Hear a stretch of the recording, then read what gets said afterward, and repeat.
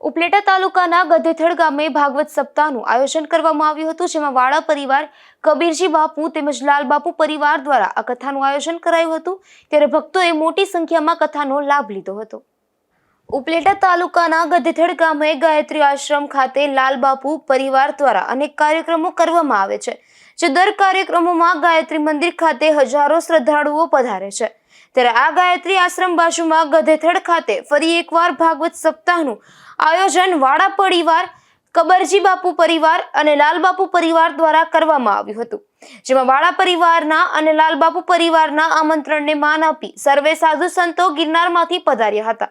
અહીં કલાકારો તેમજ ઉપલેટા શહેરમાંથી પધારેલા મહેમાનો, રાજકીય સામાજિક આગેવાનોનું સન્માન કરવામાં આવ્યું હતું અને વાળા પરિવાર દ્વારા જે ક્ષત્રિય સમાજના આગેવાનો, મહામંત્રીઓ, માજી મુખ્યમંત્રી અને પ્રમુખો સહિતના મહાનુભાવો પધારેલા હતા, તેને પાઘડી પહેરાવી અને સન્માનિત કરવામાં આવ્યા હતા। લાલબાપુ જે દિવસથી ગધેથડ ગામથી ગયા છે, ત્યારબાદ પહેલીવાર ગધેથડ ગામમાં વર્ષો બાદ ફરી પધાર્યા હતા। ત્યારે લાલબાપુના સામૈયા કરવામાં આવ્યા હતા અને બાદમાં ગામના મંદિરોમાં પહેલા દર્શન કર્યા, તે પછી ભાગવત સપ્તાહમાં પધાર્યા હતા। તો આ કાર્યક્રમમાં રાજ્યસભાના સાંસદ અને સ્ટેટ ઓફ વાંકાનેરના કેસરીદેવસિંહજી તેમજ પૂર્વ મુખ્યમંત્રી શંકરસિંહ વાઘેલા સહિતના મહાનુભાવો ઉપસ્થિત રહ્યા હતા। ગધેથડ ગામની અંદર કબરજી બાપુનો પરિવાર અને પૂજ્ય લાલબાપુનો પરિવાર વતી ભાગવત સપ્તાહનો યજ્ઞ ચાલુ થઈ રહ્યો છે। ત્યારે આજે ચોથો દિવસ છે અને લાલબાપુની પધરામણી થઈ તો હજારો માણસોએ દર્શનનો લાભ લીધો અને હજારો માણસોએ પ્રસાદનો પણ લાભ લીધો।